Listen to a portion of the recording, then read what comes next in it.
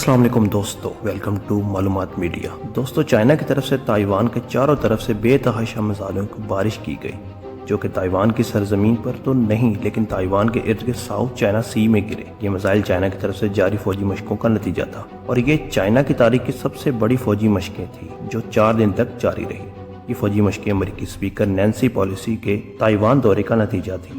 تو کیا چائنا بھی تائیوان کے خلاف کوئی جنگ کا آغاز کرنے جا رہا ہے؟ جیسا روس نے ہمسایہ ملک بیلاروس میں فوجی مشقوں کے بہانے یوکرائن پر حملہ کر کے کیا، تو کیا امریکہ چین کے خلاف کوئی فوجی جارحیت کا جواب دے پائے گا؟ یہ جانتے ہیں ہم اس ویڈیو میں، لیکن اس سے پہلے اگر آپ نے ہمارا چینل سبسکرائب نہیں کیا تو ابھی سبسکرائب کریں اور بیل آئیکن پہ کلک کریں۔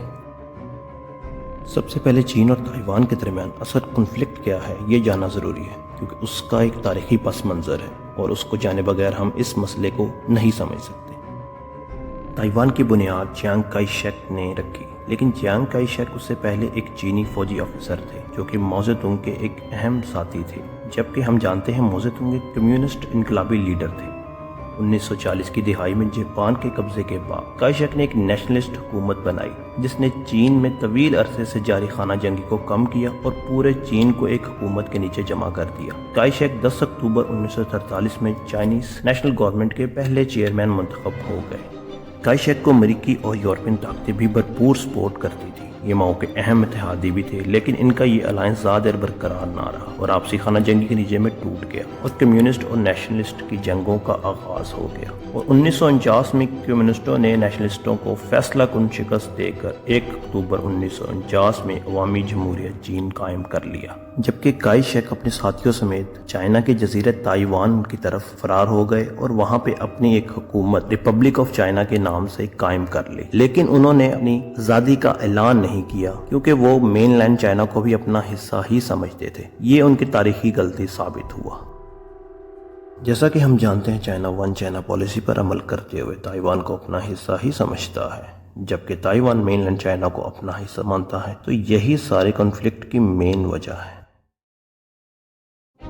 تاریخی پس منظر کے ساتھ ساتھ تائیوان کی اہمیت چائنا کے لیے اور بھی کئی لحاظ سے اہم ہے۔ تائیوان اپنی لوکیشن کے اعتبار سے بہت اہم اور ساؤتھ چائنا سی ریجن میں ایک اسٹریٹجیکل لوکیشن میں واقع ہے۔ اگر چائنا تائیوان کو اپنا حصہ بنا لیتا ہے تو چائنا بہت زیادہ ساؤتھ چائنا سی پر اپنا کنٹرول قائم کر لے گا، جہاں سے سالانہ تقریباً 5.3 ٹریلین ڈالرز اور دنیا کی سمندری تجارت کا 33% یہیں سے گزرتا ہے۔ اگر ایسا ہوتا ہے تو ظاہر ہے اس سے پورے ریجن میں طاقت کا توازن کافی حد تک بدل سکتا ہے۔ اس کے علاوہ تائیوان سیمی کنڈکٹر بنانے میں، جسے ہم کمپیوٹر چپ بھی کہتے ہیں، میں خود کفیل ہے اور وہ دنیا کا سب سے بڑا ملک ہے۔ اکیلے تائیوان کا اس انڈسٹری میں شیئر تقریباً 63% ہے۔ سیمی کنڈکٹر جو کہ سب الیکٹریکل ڈیوائسز میں یوز ہوتے ہیں، اگر چائنا اس پر اپنا کنٹرول حاصل کر لیتا ہے تو وہ ڈیجیٹل دنیا میں ایک طاقتور پلیئر کے طور پر سامنے ابھرے گا، اور اب ظاہر ہے چائنا کو اس کا فائنینشلی فائدہ بھی بہت زیادہ ہوگا۔ تائیوان کو ہمیشہ سے امریکہ کی دفاعی سپورٹ حاصل رہی ہے اور وہ اس کے دفاع میں ہمیشہ تیار رہا ہے۔ چائنا سے تائیوان کے الگ ہو جانے پر امریکہ اور تائیوان کے مابین ایک دفاعی معاہدہ ہوا تھا، جس کے تحت امریکہ ہمیشہ سے تائیوان کو دفاعی لحاظ سے سپورٹ کرتا رہا ہے۔ چائنا اور تائیوان کے مابین حالیہ کنفلکٹ ہمارے سامنے تب آیا جب امریکی اسپیکر نینسی پیلوسی نے تائیوان کا اچانک سے ایک سرکاری دورہ کیا، جو کہ 25 سال بعد کسی بھی امریکہ کے ہائیسٹ ڈپلومیٹ کا یہ پہلا دورہ ہوگا۔ چائنا نے سب سے بڑی فوجی مشقوں کا آغاز کر دیا، جو کہ اس دورے کے نتیجے میں سامنے آئی، اور چائنا نے بھرپور احتجاج اور سخت لہجہ استعمال کرتے ہوئے امریکہ کو سنگین نتائج کی دھمکیاں بھی دی۔ اب سوال یہ پیدا ہوتا ہے، کیا چائنا اور تائیوان میں کوئی کنونشنل وار ہو سکتی ہے؟ لیکن دنیا ابھی روس اور یوکرائن کے بعد ایک نئی جنگ کے لیے بھی تیار نہیں، اور چین خود بھی باقاعدہ کسی کنونشنل وار کے لیے تیار نہیں۔ دوسرا، تائیوان کو کوئی بھی ملک آزاد ملک تو تسلیم نہیں کرتا، اور چین اور تائیوان کی پیپل ٹو پیپل تعلقات بھی بہت اچھے ہیں۔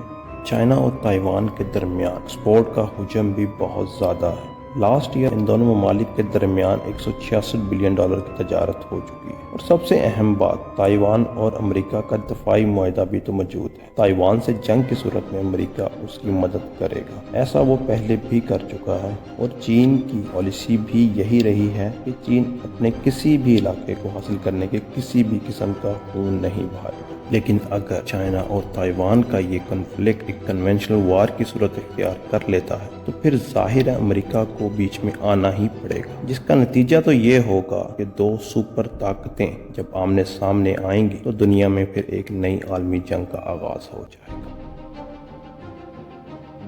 تو دوستو، ساؤتھ چائنا سی اور انڈو پیسیفک ریجن میں چائنا کس طرح اپنے قدم جما رہا ہے اور اپنی طاقت کو بڑھا رہا ہے، جبکہ دوسری طرف امریکہ، آسٹریلیا اور چند دیگر ممالک کو چائنا کی بڑھتی ہوئی جارحیت کے خلاف کس طرح روکنے کی کوشش کر رہا ہے۔ یہ جاننے کے لیے ہماری نیکسٹ ویڈیو ضرور دیکھیں، اور اگر آپ نے ہمارے چینل کو ابھی تک سبسکرائب نہیں کیا تو اس کو سبسکرائب کریں، ویڈیو کو لائک کریں اور اپنے دوستوں کو شیئر کریں۔ شکریہ۔